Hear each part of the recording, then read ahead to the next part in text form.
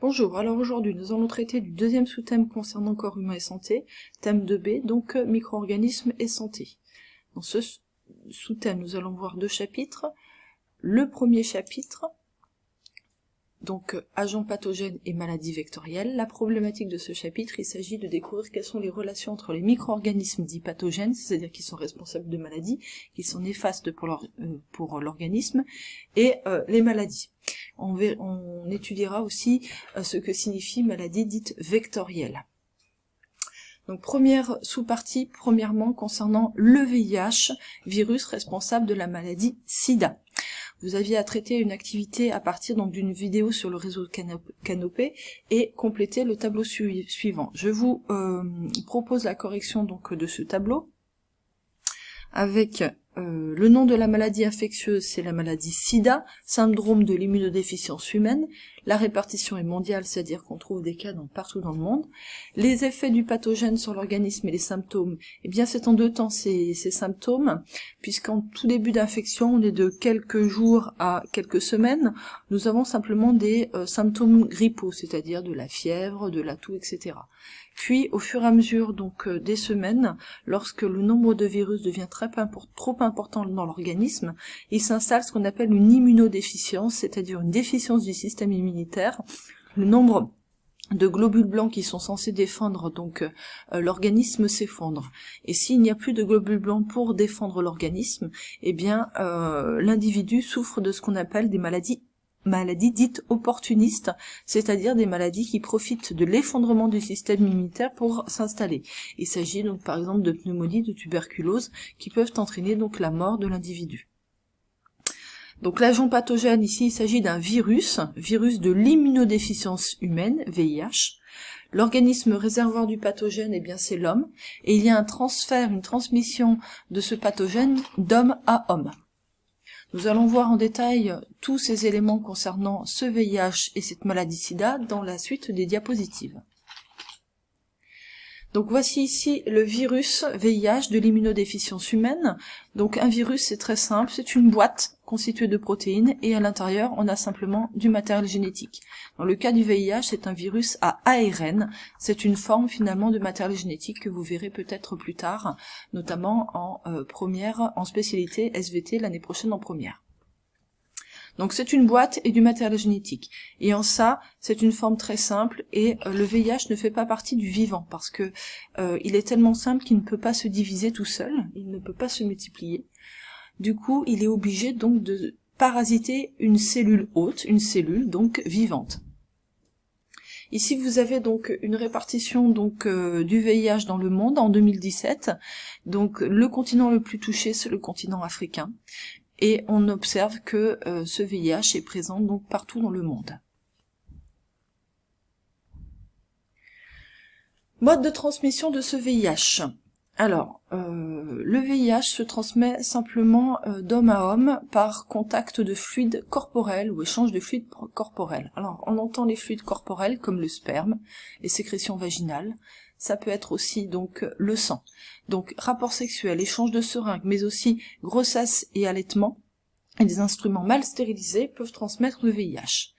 Il est important de noter que le VIH ne se transmet pas par contact, par la nourriture, par les baisers, par la piqûre de moustiques et dans les toilettes. Il faut un contact très rapproché.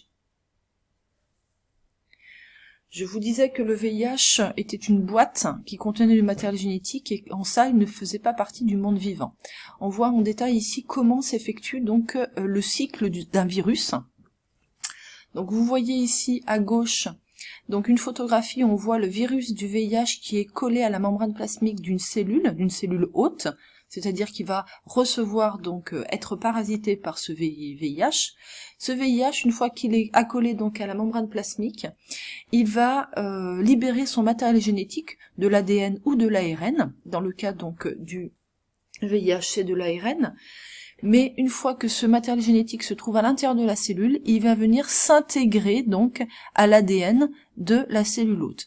Et une fois que ce virus est donc intégré à l'ADN de la cellule hôte, eh bien, la cellule, en se divisant, en produisant ses propres protéines, eh bien, elle va à son insu produire aussi des protéines virales. Ces protéines virales vont s'assembler pour donner de nouveaux virus qui vont bourgeonner à la surface de la cellule et se multiplier et contaminer d'autres cellules dans l'organisme. Donc dernière photographie, ici vous avez donc un VIH qui bourgeonne à la surface de ce qu'on appelle un lymphocyte T4. Les LT4 sont une catégorie de globules blancs qui fonctionnent, qui travaillent donc pour la défense de l'organisme, et ce sont les cellules cibles donc du VIH. Les lymphocytes T4, les lymphocytes T, sont aussi donc des cellules qui sont pivots du système immunitaire, c'est-à-dire qu'elles sont nécessaires au bon fonctionnement de l'ensemble du système immunitaire de l'organisme. Donc on comprend que si ces cellules sont infectées et qui, au cours du temps, sont détruites, eh bien elles n'assurent plus leur rôle de centralisation finalement du système immunitaire, et donc il y a un effondrement donc des défenses immunitaires de l'organisme. C'est ce qu'on peut voir sur ce graphique ici. Alors ce graphique se lit donc de la manière suivante. Vous avez donc sur l'axe des abscisses donc le temps en semaines voire en années. Vous avez aussi le nombre ou la quantité donc de virus en rouge. En vert, vous avez des anticorps qui sont produits, donc des protéines qui sont produites par l'organisme. Et puis vous avez en bleu les fameux lymphocytes T, T4, qui vont décroître au cours du temps, donc les cellules du système immunitaire. Donc comme je vous l'avais dit au départ, lors de la première infection, donc on est à quelques semaines, on a des symptômes grippaux et on voit que la charge virale, le nombre de virus augmente fortement, mais vous avez donc mobilisation du système immunitaire et donc de lymphocytes T4 qui vont venir combattre finalement ce virus. Donc au final, on a un virus qui voit sa quantité donc diminuer au cours du temps au fur et à mesure que les lymphocytes T donc jouent leur rôle.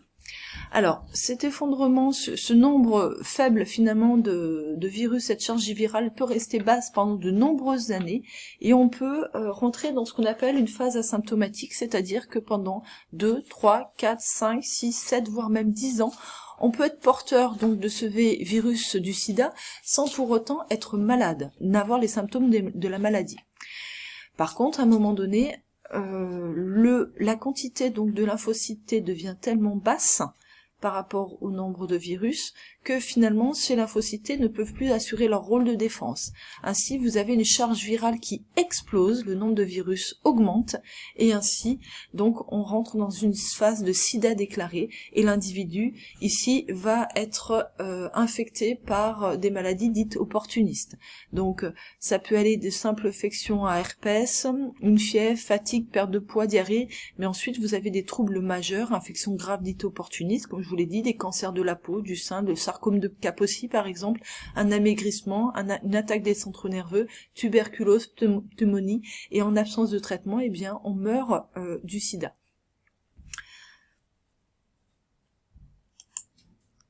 L'essentiel à retenir en ce qui concerne ce cours. On peut dire que le VIH est un virus de l'immunodéficience humaine. Il a pour cellule cible des cellules qui jouent un rôle primordial dans la réponse immunitaire, notamment les lymphocytes T. Il utilise ces cellules, donc ces lymphocytes T, pour se reproduire, qui finissent par être détruites. Quand le nombre de ces lymphocytes T, de ces cellules, deviennent insuffisantes pour permettre à la personne infectée de se défendre contre d'autres pathogènes, la maladie SIDA est déclarée. Sans traitement, cette maladie est mortelle, et la propagation du VIH se réalise directement par contact entre hôtes humains, par relation sexuelle ou échange de sang. Voilà ce qu'il en est, l'essentiel à retenir en ce qui concerne de cette maladie SIDA. Je voulais simplement revenir sur le fait qu'effectivement, il s'agit donc d'une maladie qui est mortelle. Il n'y a pas encore de traitement pour vaincre cette maladie SIDA. Il y a simplement des traitements, on va dire, palliatifs pour vivre mieux avec cette maladie. Mais il n'existe pas à l'heure actuelle de vaccin et le sida dans le monde n'est pas éradiqué, notamment dans les pays les plus pauvres tels que le continent africain où l'accès finalement aux soins et aux soins palliatifs et puis aux médicaments type rétroviraux est beaucoup moins facile que dans les pays dits occidentaux. Une deuxième partie, concernant donc le paludisme cette fois-ci, un exemple de maladie nécessitant un vecteur. Donc c'est le travail que je vais vous demander pour la prochaine fois. Donc comme je vous avais demandé pour la maladie sida, je vous demande de remplir le même tableau, donc avec un autre lien vidéo pour comprendre cette nouvelle maladie, qui est une maladie vectorielle, qui nécessite cette fois-ci un vecteur, et on verra lequel. Et donc nous corrigerons cette activité donc la semaine prochaine. Sur ce, je vous souhaite un bon courage et je vous souhaite une bonne journée.